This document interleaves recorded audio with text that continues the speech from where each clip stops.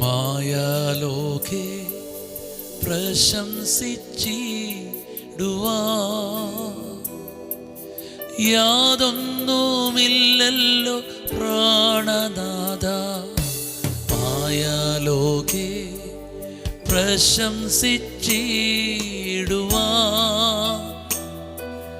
യാതൊന്നുമില്ലല്ലോ പ്രാണനാഥ.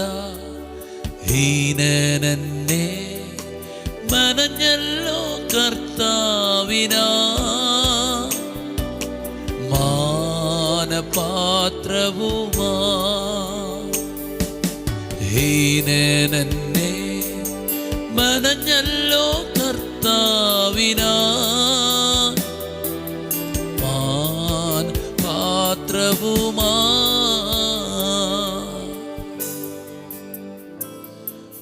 Voice of ലവിൽ ഇന്ന് കർത്താവ് ഇടപെടുന്ന വചനം സങ്കീർത്തനങ്ങൾ 114 വാക്യമാണ്.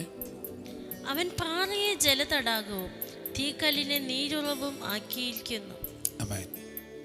ഇതൊരു ചരിത്ര ഭാഗം എഴുതിയേക്കുകയാണ്. ദൈവം ഇസ്രായേൽ ജനത്തെ മിസ്രൈമിൽ നിന്നും അന്യജാതികളുടെ ഇടയിൽ നിന്നും പുറത്തോട്ട് കൊണ്ടുവരുമ്പോൾ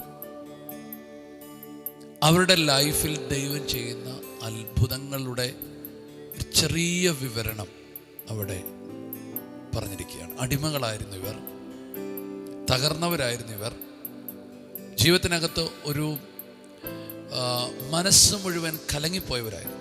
പക്ഷെ ദൈവം അവരെന്ത് ചെയ്തു? അത്ഭുതങ്ങളും അടയാളങ്ങളും കാണിച്ച് അവരെ ബലപ്പെടുത്തുകയാണ്. നിങ്ങൾ ഒത്തിരി തകർന്ന് കിടക്കുന്ന വ്യക്തിയാണെങ്കിൽ ദൈവം നിങ്ങളെ എഴുന്നേൽപ്പിക്കുന്ന സമയത്ത് നിങ്ങളുടെ ജീവിതത്തെ മാറ്റാൻ വലിയ അത്ഭുതങ്ങൾ ദൈവം ചെയ്യും. ഞാനിത് കണ്ട് ഇങ്ങനെ അതിശയിച്ചു പോയി കേട്ടോ.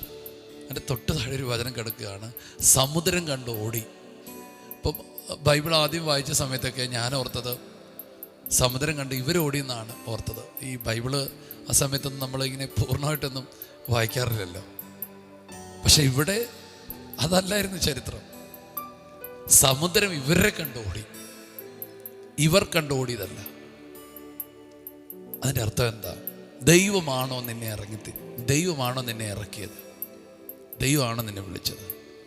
പ്രശ്നങ്ങളെ കണ്ട് നീ ഓടത്തില്ല, പ്രശ്നങ്ങൾ നിന്നെ കണ്ട് ഓടും.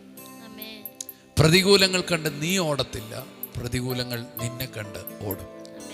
ഇന്ന് ഞാനിത് പറയുമ്പോൾ ഇതൊരു പ്രവചന ദൂതാണ്. ചില പ്രതിസന്ധികൾ നിന്നെ കണ്ട് ഓടാൻ പോകും. ചില പ്രതിസന്ധികൾ നിന്റെ മുമ്പിൽ നിൽക്കാൻ കഴിയാതെ വരികയാണ് യേശുവിൻ്റെ നാമത്തിൽ. ഇന്നലെ വരെ അനേകരെ വിഴുങ്ങിയ, അനേകരെ ഒഴുക്കിക്കളഞ്ഞ, അനേകരെ തകർത്ത് കളഞ്ഞ ചില രോഗങ്ങൾ നിന്നെ വിട്ട് ഓടാൻ പോകും. അനേകരെ തകർത്ത് കഴിഞ്ഞ ചില കടക്കണികൾ നിന്നെ വിട്ട് ഓടാൻ പോകും. കാരണം ദൈവമാണ് നിന്നെ പുറപ്പെടുവിച്ചിരിക്കുന്നത്, ദൈവമാണ് നിന്നെ എഴുന്നേൽപ്പിച്ചിരിക്കുന്നത്, ദൈവമാണ് നിന്നെ രക്ഷിച്ചിരിക്കുന്നത്. അതുകൊണ്ട് പ്രശ്നങ്ങളുടെ മുമ്പിൽ ഇന്നലകളിൽ നീ ഓടിയ വ്യക്തിയായിരിക്കാം, പക്ഷെ ഇന്ന് മുതൽ ഈ വചനം കേൾക്കുന്ന മുതൽ നിന്റെ ചരിത്രം തിരിയാൻ പോവുകയാണ്. ആ പ്രശ്നങ്ങൾ നിന്നെ കണ്ട് ഓടാൻ പോവുകയാണ്. ആമേൻ.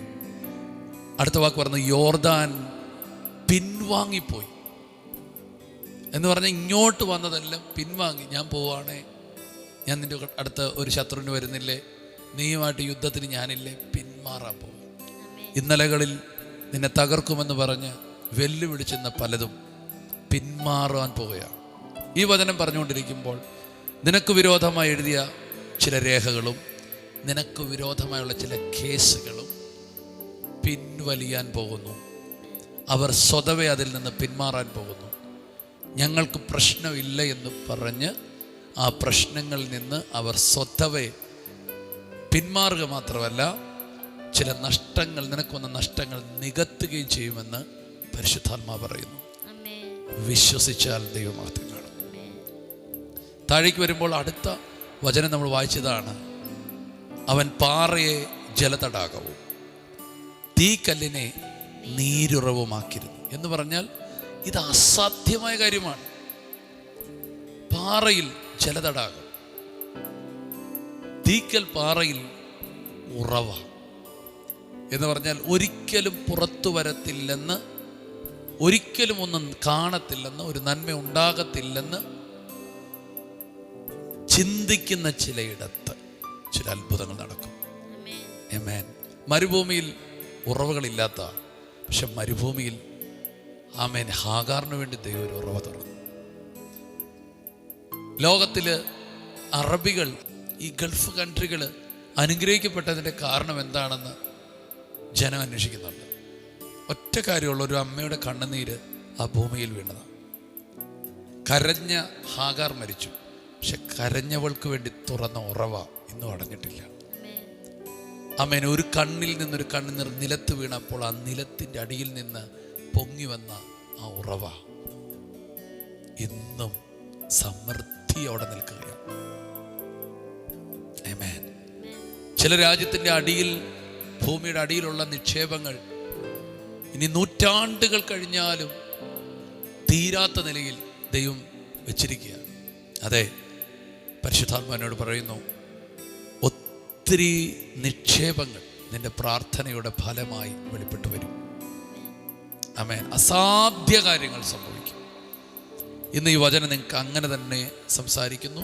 അസാധ്യ കാര്യങ്ങൾ നിങ്ങൾക്ക് വേണ്ടി സംഭവിക്കാൻ പോകുകയാണ്. വിശ്വാസത്തോടെ ഈ വചനം ഏറ്റെടുത്ത് നമുക്ക് പ്രാർത്ഥിക്കാം. ആമേൻ.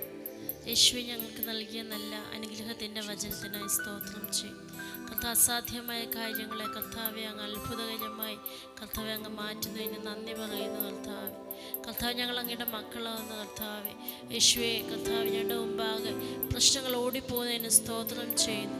പ്രതികൂലങ്ങളെ മാറ്റുന്നതിന് സ്തോത്രം ചെയ്യും. കർത്താവെ, ഹല്ലേലൂയ. കർത്താവെ, ഞങ്ങളുടെ മുമ്പാകെ കർത്താവ് ഞങ്ങളെ പിന്തുടർന്ന് വന്ന ശക്തികളെല്ലാം വഴിമാറിപ്പോകുന്നതിന് നന്ദി പറയുന്നു. കർത്താവെ, ഇന്ന് ഈ വചനം കേൾക്കുന്ന ഈ വ്യക്തികളിലേക്ക് കർത്താവ് ഈ വചനത്തിൻ്റെ വിടുതൽ വരുവാൻ ഞങ്ങൾ പ്രാർത്ഥിക്കുന്നു. ഈ വ്യക്തികൾ ഓരോരുത്തരെ ഞങ്ങൾ അനുഗ്രഹിക്കുന്നു യേശുവിൻ്റെ നാമത്തിൽ. ഇന്നത്തെ ദിവസത്തെ അനുഗ്രഹിക്കുന്നു യേശുവിൻ്റെ നാമത്തിൽ തന്നെ. യെസ്, ഇന്നത്തെ ദിവസത്തെ ഞങ്ങൾ ഒരുമിച്ച് അനുഗ്രഹിക്കുന്നു. ഇന്നത്തെ ദിവസം ഏറ്റവും ബ്ലെസ്സിങ് ആയി തീരട്ടെ. എല്ലാ നന്മകളും നിങ്ങൾക്കുണ്ടാകട്ടെ. അപ്പാ, ഈ മക്കളെ അനുഗ്രഹിക്കുന്നു ഞങ്ങൾ കുടുംബമായിട്ട്. അവർ ചെല്ലുന്നിടത്തും നിൽക്കുന്നിടത്തും എല്ലാം സമൃദ്ധിയാകട്ടെ. ഇത് കേട്ടിട്ട് ജോലിക്കിറങ്ങാൻ നിൽക്കുന്നവർ, കട തുറക്കാൻ നിൽക്കുന്നവർ, യാത്ര തുടങ്ങാൻ ആരംഭിക്കുന്നവർ, പഠിക്കാൻ ആരംഭിക്കുന്നവർ എല്ലാവരെയും ബ്ലസ് ചെയ്യുന്നു കർത്താവേ. അവരേറ്റവും സമൃദ്ധമായൊരു നന്മയിൽ ഇന്നത്തെ ദിവസം തുടങ്ങട്ടെ.